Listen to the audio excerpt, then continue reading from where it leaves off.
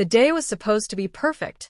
Flowers carefully arranged, the golden morning light reflecting off the chandeliers in the hall, and Sierra's flawless wedding dress hanging near the open window, swaying gently to the rhythm of the spring breeze. To anyone looking from the outside, it seemed like the fairy tale wedding her mother, Judith, had dreamed of since she was a child. But Sierra felt a tightness in her chest.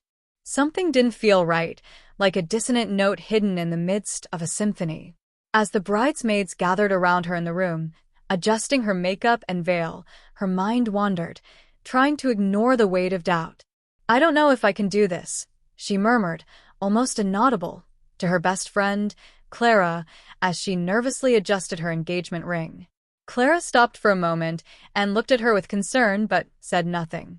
This was a day when no one would dare question decisions. Then Sierra's phone vibrated on the table beside her. Clara picked it up, thinking it might be something trivial, but what she read made her face pale. "Sierra, I think you should see this." Her voice trembled. Sierra grabbed the phone and saw a series of messages from an unknown number. Her heart almost stopped when she saw the attached images: her fiancé, Thomas, and her younger sister, Eloise, in intimate moments in the hotel room where he was supposed to be getting ready. The last message read, "I'm sorry you had to find out this way." The room fell suddenly silent as Sierra stood up, the phone still in her hand, her heart pounding in her chest. This can't be true," she whispered. Clara moved closer, but before she could say anything, Sierra had already decided what she needed to do. Minutes later, she was in the hallway leading to Thomas's room. As she slammed the door open, she found the two of them together, the shock on their faces confirming everything the photos suggested. "How could you?" Her voice echoed like thunder as tears threatened to fall. Eloise, visibly distressed, tried to speak, but Sierra raised her hand. "Don't say a word. You, both of you, are dead to me." She left without looking back, tearing off her veil and letting it fall behind her. In the hall, the guests began to murmur as they saw Sierra marching toward the main podium. Judith stood up, alarmed. "Sierra, what's going on?" Sierra grabbed the microphone, and with a voice as firm as she'd ever heard from herself, she declared, "This wedding is cancelled. And for all the curious ones, my fiancé and my sister can explain why." The hall sank into a deathly silence before whispers began to spread like wildfire. Sierra, without waiting for any more reactions, left the venue and got into the car waiting for her. "To the airport, please," she told the driver. She had no idea where she was going, but she knew she needed to escape. Looking out the window as the city faded into the distance, Sierra realized this was not the end. It was the beginning of something new. Sierra couldn't remember how she had decided to go to Portland. Perhaps it was the name of the city, which sounded distant and welcoming, or maybe a subconscious desire to start fresh in a completely unfamiliar place. When the plane landed, night had fallen, and the typical drizzle of the city seemed to match the whirlwind of emotions she carried. Carrying only a suitcase and the hastily folded wedding dress, Sierra felt like a stranger even to herself. She had left everything behind: her luxurious home, her family, and most of all, the version of herself who had been willing to accept a marriage of convenience. Portland was the perfect setting for her new beginning, or at least that's what she hoped. With the little money she had, Sierra rented a small apartment downtown. It was modest, with furniture that looked like it had been found at second-hand markets, but it was enough for her. On her first day, sitting on the floor with a cheap pizza by her side, Sierra looked at the empty walls and allowed herself to cry for the first time since everything had fallen apart. It wasn't just sadness, it was also relief. For the first time, she was free to be whoever she wanted. The next morning, Sierra walked around the city in search of a job. Her nursing degree, which had never been used due to her family's expectations, was now her greatest hope. She found a community hospital, the Providence Portland Medical Center, that was hiring. After a brief interview with the supervisor, a friendly woman named Martha, Sierra was hired. Her shift would start the following week. "Welcome to the team," Martha said with a warm smile. "You seem like someone who can handle pressure. Am I right?" Sierra hesitated for a moment before answering. I hope so. The first few days at the hospital were a shock to Sierra. She had spent years surrounded by luxury, and now she found herself caring for patients in poor conditions, often without the necessary resources. However, something inside her stirred with each shift. Taking care of people, hearing their stories, and helping them in their times of need filled a void she hadn't even known existed. One night, while caring for an elderly woman named Mrs. Thompson, the woman held her hand and said, "You have gentle hands, dear. But your eyes, they carry a pain." Sierra swallowed hard. "I think we all carry something," she replied, avoiding going deeper. However, the patient's words stayed with her. Maybe it was true. Maybe she was still carrying much more than she wanted to admit. On one of her rare days off, Sierra decided to explore the Alberta neighborhood, famous for its art galleries and cozy cafes. As she walked, distracted by the smells of fresh coffee and the laughter of children playing on the sidewalk, she bumped into someone, knocking over a pile of books they were carrying. "Oh, sorry," she exclaimed, crouching down to help pick up the books. "It's okay," said a calm male voice. She looked up and saw a man with clear eyes and a gentle smile. "Books are resilient, just like people, right?" Sierra smiled, surprised by the unexpected philosophy. "I hope so. I'm Liam," he said, extending his hand to help her stand. "You seem new around here." "I am. I just moved recently," Sierra replied, hesitant but intrigued by Liam's warmth. He had a natural charm that put her at ease. Liam pointed to the nearest cafe. "If you're not in a hurry, I can buy you a coffee as an apology for you running into me." She laughed for the first time in weeks. "That sounds fair." In the cafe, the conversation flowed naturally. Liam was an artist and history teacher at a local school. He had grown up in Portland and seemed to have a deep connection with the city. "Portland is a place where people come to start over," he said at one point. "You're starting over too, aren't you?" Sierra hesitated. Part of her wanted to hide her story, but there was something about Liam that made her feel safe.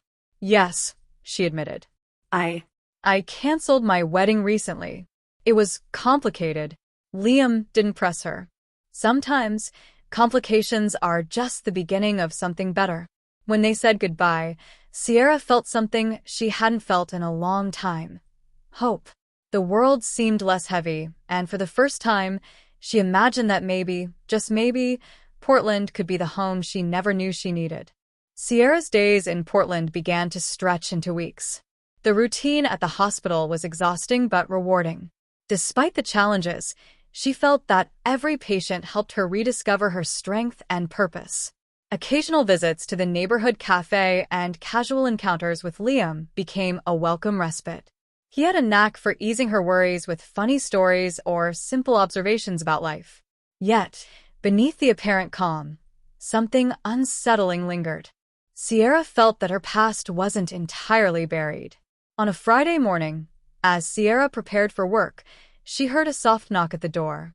Opening it, she found only a white envelope on her doorstep. There was no return address, just her name written by hand. Her heart raced. Who knew where she was?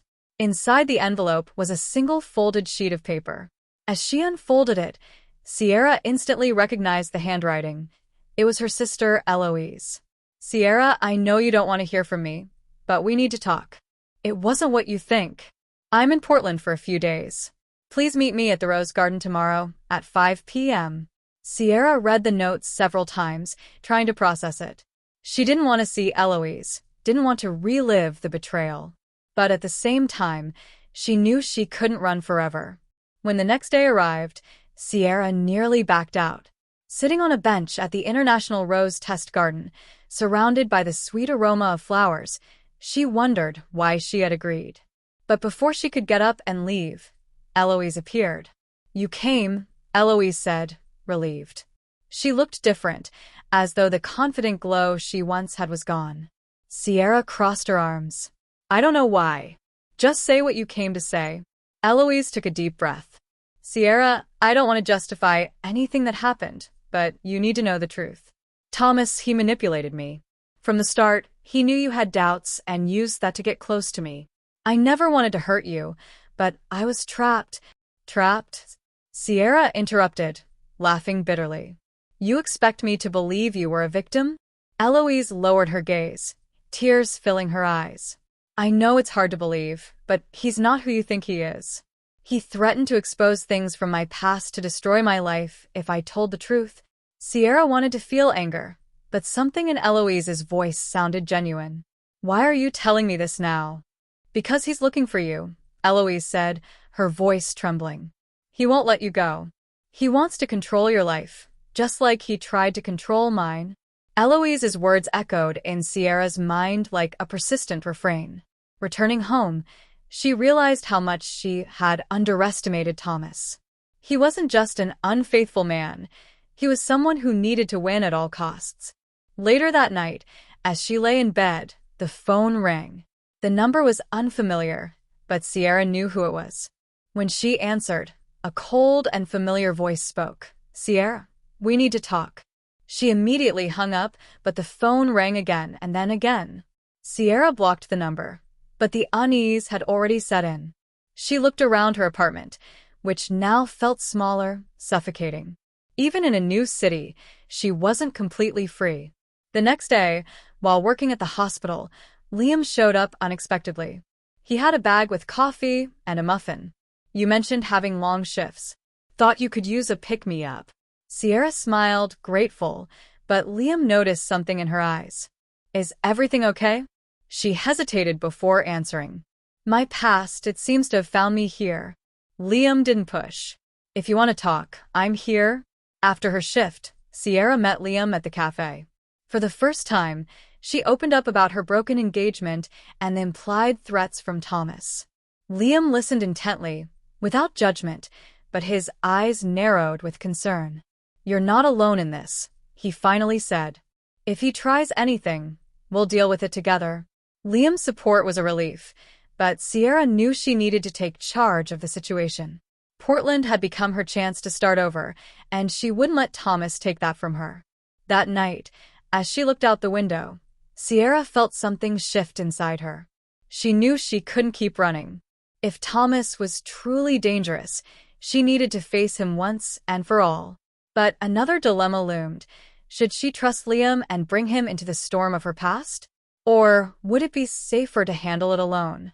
Sierra knew the answer would come soon. Deep down, she felt the real test was still ahead. Sierra decided she couldn't delay any longer. If she wanted to move forward, she needed to confront Thomas. Leaving the past unresolved would only allow him to continue haunting her. But before taking any action, she needed a plan, and someone she could trust. Sitting in the small cafe that had become her refuge, Sierra looked at Liam across the table. I need your help, she said, feeling the weight of every word. Liam, watching her with attentive eyes, set his cup aside. Anything, he replied without hesitation. Sierra quickly explained what she knew about Thomas, the controlling man who couldn't stand losing. He's here, Liam. I don't know how, but I know he's not just here to see me. He never leaves anything to chance. Liam frowned. Do you think he might try something against you? I don't know, Sierra admitted, clasping her hands tightly. But knowing Thomas, he didn't come here to apologize. He wants to drag me back, force me to return to the life he planned for us. And I won't let him. After a few moments of silence, Liam did something unexpected. He reached for Sierra's hands, grounding her with a calmness that felt unattainable just moments before. Sierra, you don't have to face this alone. If he shows up, we'll be ready. That same night, Sierra received another call from Thomas. This time, she answered. Sierra, he began, his tone as cold as it was familiar. I know you're scared, but you don't need to be. I just want to talk. Meet me tomorrow at the waterfront park, 6 p.m. Sierra hesitated but knew that running would only prolong the inevitable. Fine, she replied before hanging up. The weight of the decision settled over her immediately. She told Liam about the meeting. I don't trust him, Liam said. I'm coming with you. No, Sierra replied firmly. If he sees me with someone, it will only make him more aggressive. I have to do this alone. Liam disagreed but respected her decision. Still, as Sierra headed to the park the next day, she knew he would be nearby, keeping a watchful distance. As the sun began to set, Sierra spotted Thomas. He was immaculate as always, wearing a perfectly tailored suit that contrasted sharply with the park's relaxed atmosphere. His presence felt out of place, like a shadow that didn't belong. "Sierra," he said with a smile. "You look beautiful." She crossed her arms, standing her ground. "Say what you came to say, Thomas." "I don't have time for games." Thomas's smile faded. "I want you back, Sierra. I can't let you destroy everything we built together." "Built," she laughed bitterly. "You built a castle for yourself and expected me to be a prisoner in it." Thomas took a step toward her, his voice lowering, becoming more menacing. "I've been patient, but my patience has limits. You have no idea what I'm capable of." Sierra felt a chill run down her spine, but didn't back away. "I'm not the same person you left at the altar, Thomas. You can't control me anymore." The tension in the air was palpable. Thomas leaned in closer, his voice a chilling whisper. "We'll see." As Thomas walked away, Sierra realized how fast her heart was racing. He hadn't done anything explicit, but his veiled threat was clear. When she turned to leave, she noticed Liam standing at a safe distance, his eyes sharp and alert. "You were right," she said as she reached him. "He won't stop." Liam placed a firm hand on her shoulder. "Then we need to be ready." That night, Sierra and Liam began to formulate a plan. Liam suggested involving the authorities, but Sierra knew it wouldn't be that simple. Thomas had resources, connections, and the ability to manipulate any situation to his advantage. "I know a lawyer," Liam said. "Someone who can help you protect yourself legally, at least." "It's a start," Sierra replied, though she knew it would take more than legal action to stop Thomas. A few days later, while Sierra was working at the hospital, Martha called her into the supervisor's office. "Sierra, someone's here to see you," she said with a concerned tone. When Sierra stepped into the room, she froze. Eloise was there again, this time with visible bruises on her arm. "He found me," Eloise said, her voice trembling. "And he won't stop until he destroys everything you have, Sierra." Eloise explained that after their last conversation, Thomas had confronted her, blaming her for everything. "I know he's dangerous," she confessed. "And I know you have the courage to face him. But I can't do it alone." Anger and determination swirled inside Sierra. "Then we'll face him together," she declared. For the first time, Eloise seemed less lost, as if she had found a thread of hope in her sister's resolve. Later that evening, as Sierra left the hospital, she found Liam waiting in the parking lot. "Ready to fight for your life?" he asked, half joking, half serious. "I don't have a choice," Sierra replied with a faint smile. But deep down, she knew she was more than ready. This time, she wouldn't back down. The night was heavy with tension. Sierra, Liam, and Eloise sat around the small table in Sierra's apartment, finalizing the details of their plan. They knew Thomas wouldn't back down easily, but now they had an advantage: the evidence Eloise had brought. Messages, recordings, and documents exposing Thomas's manipulation, shady dealings, and veiled threats. "With this," Liam said, holding up a flash drive containing all the files, "we can take him down legally.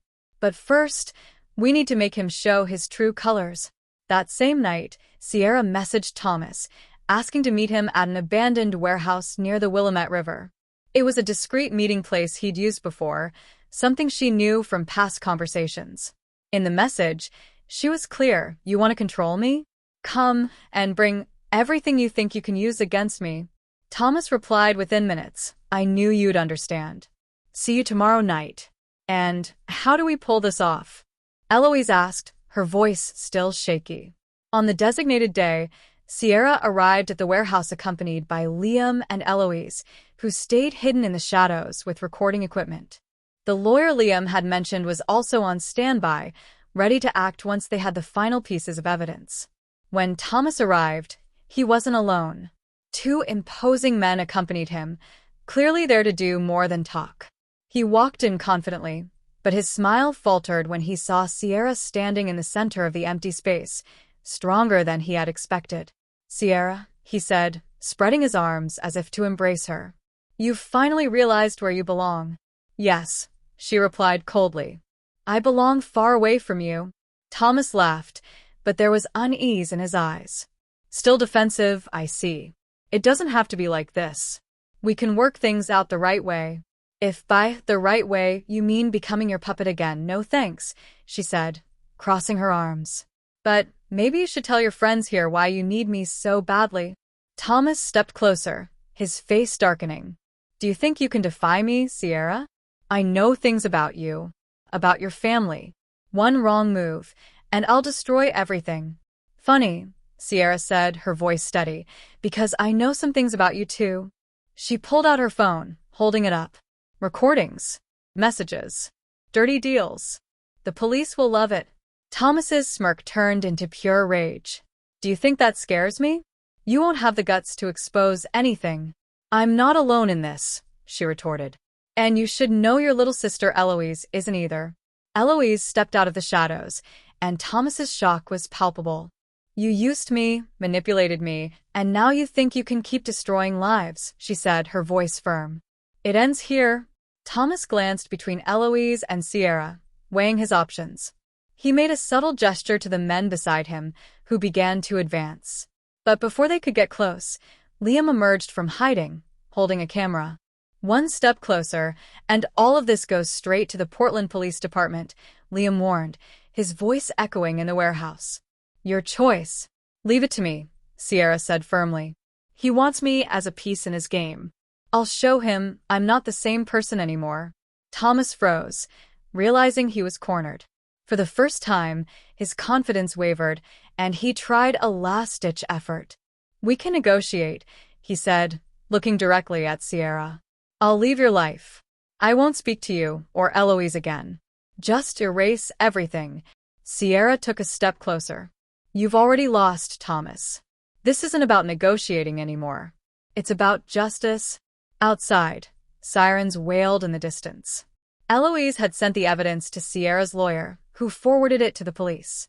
Minutes later, officers stormed the warehouse, arresting Thomas and his men on charges ranging from extortion to threats. For the first time in a long while, Sierra felt in control. The next morning, as the sun illuminated Portland's streets, Sierra felt the weight finally lift. Eloise decided to stay in the city, determined to rebuild her relationship with her sister. Liam, as always, stood by Sierra, ready to support her next steps. So, what's next? He asked as they strolled through the neighborhood. Next? Sierra said, smiling for the first time in weeks. Now I live my way. If you enjoyed this story, don't forget to subscribe to the channel, give the video a thumbs up, and share it with your friends. Your support makes all the difference.